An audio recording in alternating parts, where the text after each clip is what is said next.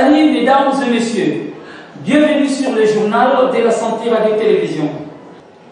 Le directeur de cabinet du chef de l'État, Vital Kamerhe, séjourne toujours à la prison de Makala. Les détails dans cet élément. Le directeur de cabinet de la République démocratique du Congo, Vital Kamerhe, est toujours dans les murs du centre pénitentiaire et de rééducation de Makala. La justice congolaise a rejeté samedi une demande de remise en liberté provisoire de Vital Kamerhe. Le parquet l'accuse d'avoir détourné des fonds de l'État en passant par les mécanismes d'attribution des marchés de gré à gré des entreprises fictives, selon l'ordonnance d'un tribunal de Kinshasa qui ajoute qu'il existe des indices sérieux de culpabilité.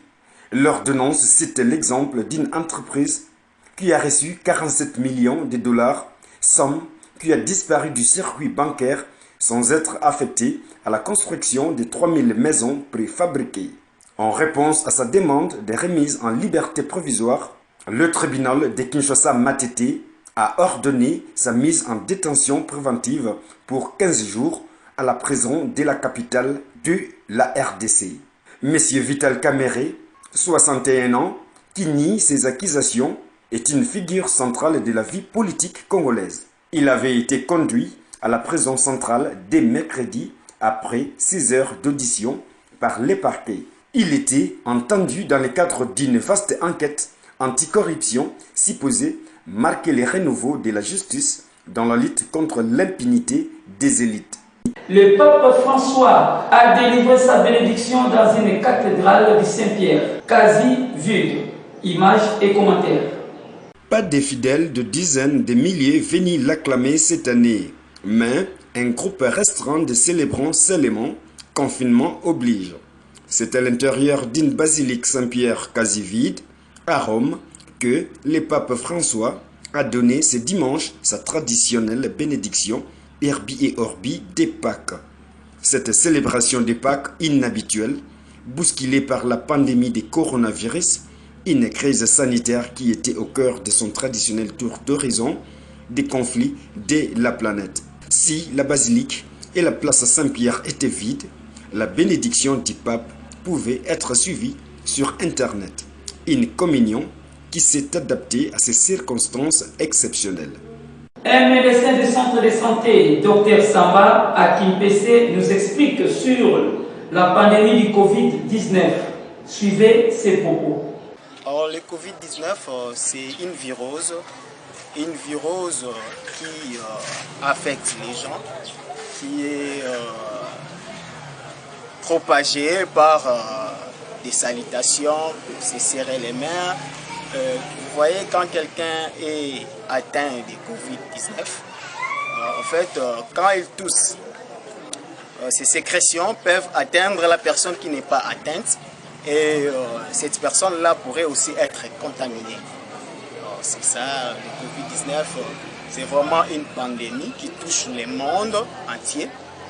Ici en RDC, ça existe, et bien que les gens sont en train de négliger et de nier, mais du moins le Covid-19 existe et c'est une réalité. Alors les moyens préventifs, c'est juste avoir un écart, soit une distance d'1 mètre, parce que les virus ne circulent pas, mais c'est nous les hommes qui les faisons circuler.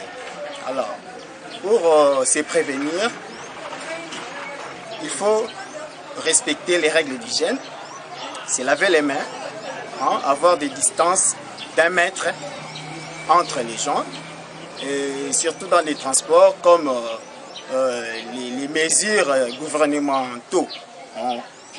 gouvernementales, qui ont été évoquées, que non, dans les taxis, par exemple, il faut mettre 2 personnes derrière et puis une personne devant.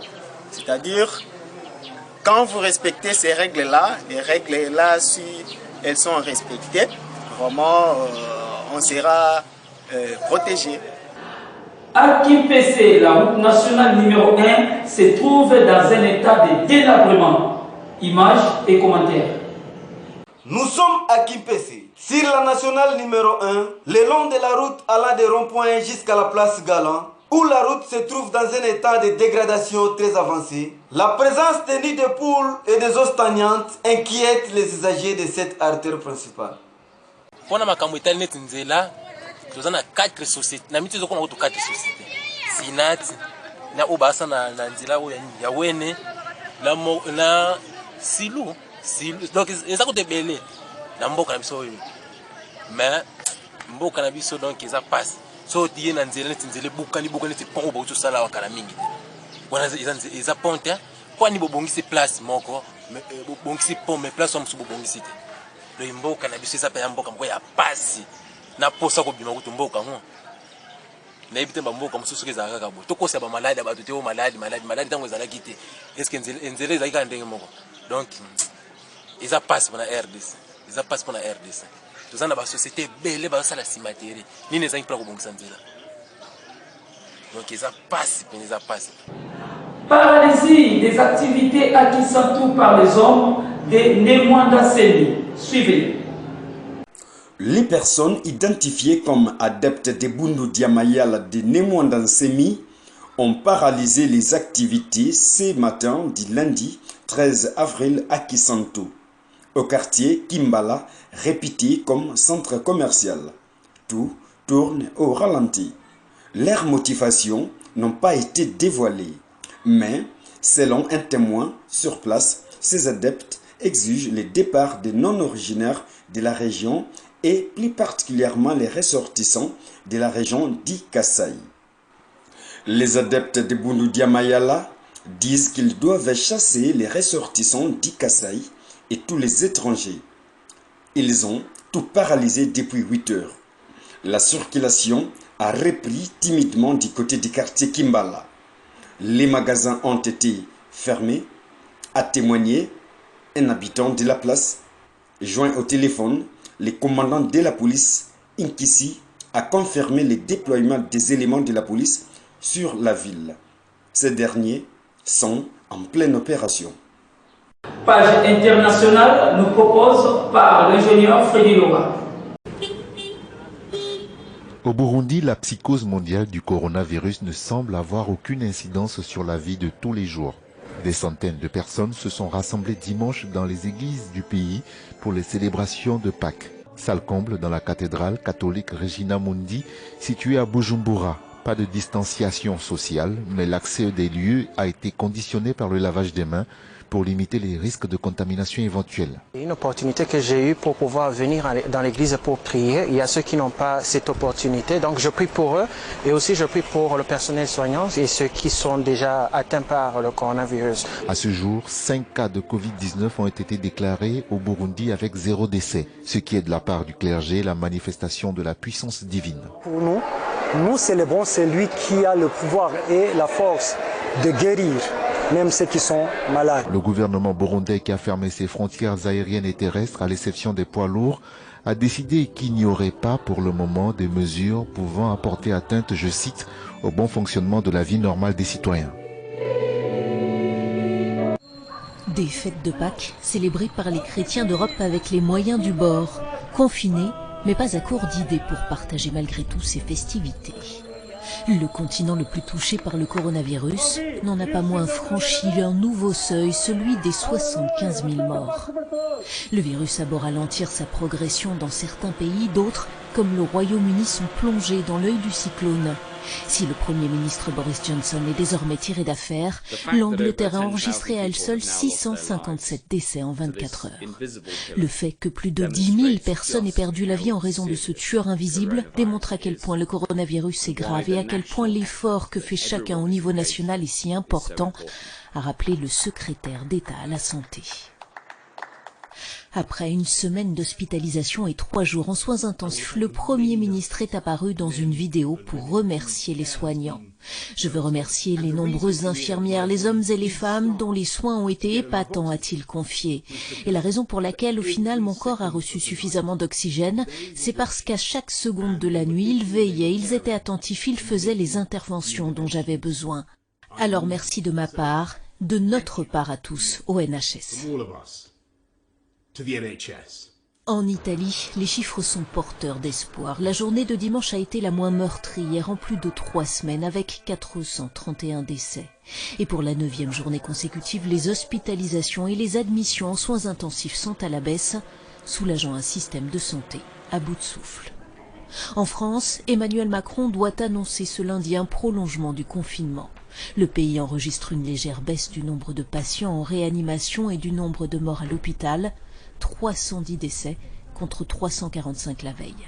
Le plateau est atteint, mais la consigne est de ne pas baisser la garde et la police veille au respect des restrictions de déplacement. La France déplore plus de 14 300 morts au total. En Espagne, le dernier des comptes laisse entrevoir un ralentissement de la contagion. Dans le 3e pays le plus endeuillé au monde, beaucoup ont repris le chemin du travail ce lundi. La principale église catholique de Nairobi était vide dimanche, alors que les fidèles vivent en confinement à cause du coronavirus. Un modeste service de Pâques a été organisé par un petit groupe de membres du clergé dans la capitale kenyane. Le coronavirus a perturbé notre vie sociale en général et plus encore, nous le ressentons davantage en tant qu'église parce que vous réalisez que nos chrétiens ne peuvent pas nous rejoindre parce que nous observons les distances sociales et nous essayons aussi de coopérer avec le gouvernement.